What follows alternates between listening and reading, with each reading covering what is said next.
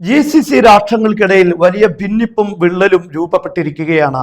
പതിറ്റാണ്ടുകളോളം സൗഹൃദപരമായ നീക്കം നടത്തിയ GCC രാഷ്ട്രങ്ങളാണ് അമേരിക്കയും ഇസ്രായേലും ഇറാനുമേൽ നടത്തിയ ആക്രമണത്തോടുകൂടെ പൊട്ടിപ്പൊളിഞ്ഞു പോകുന്നത് എന്നാണ് ഇപ്പോൾ അന്താരാഷ്ട്ര മാധ്യമങ്ങളിലൂടെ മനസ്സിലാക്കാൻ സാധിക്കുന്നത്. UAE ഏറ്റവും പ്രധാനപ്പെട്ട നേതാവ് അൻവർ കിർക്കാസ് കഴിഞ്ഞ മണിക്കൂറുകൾക്ക് മുമ്പാണ് ഇങ്ങനെ ട്വിറ്ററിൽ ഒരു പ്രസ്താവന നടത്തിയിരിക്കുന്നത്. വളരെ ഗൗരവപരമായ കാര്യമാണ്. അദ്ദേഹം 2008 മുതൽ 2021 വരെ UAE വിദേശകാര്യ മന്ത്രിയാണ്.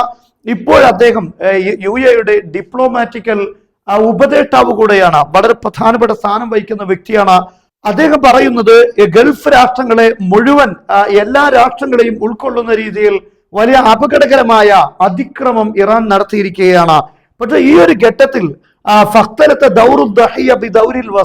ഇരകൾ ഒരു മധ്യവർത്തിയുടെ സ്ഥാനം വഹിക്കുന്ന ഒരു സാഹചര്യത്തിലേക്ക് വന്നിരിക്കുകയാണ്. മാത്രമല്ല അദ്ദേഹം പറയുന്നു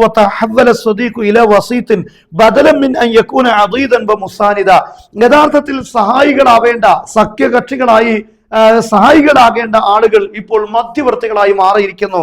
ഇത് പ്രധാനമായും ഖത്തറിനെയും സൗദി അറേബ്യയും ഉദ്ദേശിച്ചുകൊണ്ടാണ് ഈ കാര്യങ്ങൾ പറഞ്ഞിരിക്കുന്നത്. കാരണം ഈ അമേരിക്കയും ഇസ്രയേലും നടത്തുന്ന യുദ്ധത്തിന് മധ്യവർത്തികളായി യുദ്ധം നടക്കരുത് എന്ന രീതിയിലുള്ള നീക്കമാണ് സൗദി അറേബ്യയും ഖത്തറും നടത്തിക്കൊണ്ടിരിക്കുന്നത്. ഇതിനെതിരെയാണ് UAE ഇങ്ങനെ ഒരു കാര്യം പറഞ്ഞിരിക്കുന്നത്. ആധുനിക ഗൾഫിന്റെ ചരിത്രത്തിൽ അപകടകരമായ ഈ ഒരു ഘട്ടത്തിൽ ഈ ഒരു വഞ്ചനാപരമായ അതിക്രമങ്ങൾക്കിടയിൽ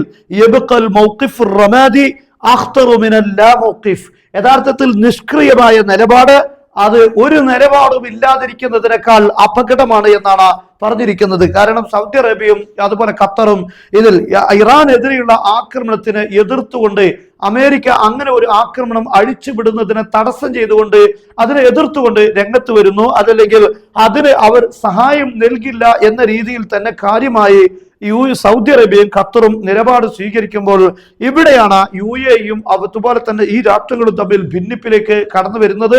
UAE സംബന്ധിച്ചിടത്തോളം ഇറാനെതിരെ ആക്രമണം നടത്തണം, അവർക്ക് ഇത്തരത്തിലുള്ള പ്രത്യേകിച്ച് ഹോർമസ് കടലിടുക്ക് അതുപോലെ പ്രവിശ്യയിലുള്ള ഈ ആധിപത്യം ഇല്ലാതാക്കണം, അതിന് വേണ്ട കാര്യങ്ങൾ ചെയ്യണം എന്നതാണ് UAEയുടെ താല്പര്യം. UAE അതാണ് ആവശ്യപ്പെട്ടുകൊണ്ടിരിക്കുന്നത്. പക്ഷെ അതിന് ഘടകവിരുദ്ധമാണ് സൗദി അറേബ്യയുടെയും ഖത്തറിന്റെയും നിലപാട്.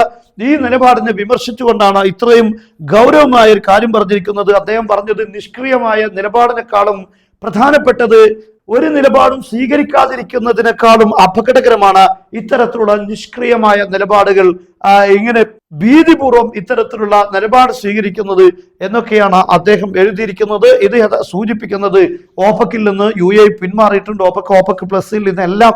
എന്നാൽ ഇതിന്റെ ഭാഗമായി വരുന്ന ഇത്തരത്തിലുള്ള ഈ പ്രസ്താവനകൾ ഇറാൻ യുദ്ധത്തോടുകൂടെ ഗൾഫ് രാഷ്ട്രങ്ങളുടെ കെട്ടുറപ്പ്, GCC എന്ന് പറയുന്ന ആ ഒരു കെട്ടുറപ്പ് ഇപ്പോൾ നഷ്ടപ്പെടാൻ പോകുന്നു. ഇതെല്ലാം ഭിന്നിക്കാൻ പോകുന്നു. വ്യത്യസ്തമായ ഭാഗങ്ങളിലേക്ക് ഈ രാഷ്ട്രങ്ങളെല്ലാം നീങ്ങുന്നതിന്റെ ലക്ഷണങ്ങളാണ് കണ്ടുകൊണ്ടിരിക്കുന്നത്.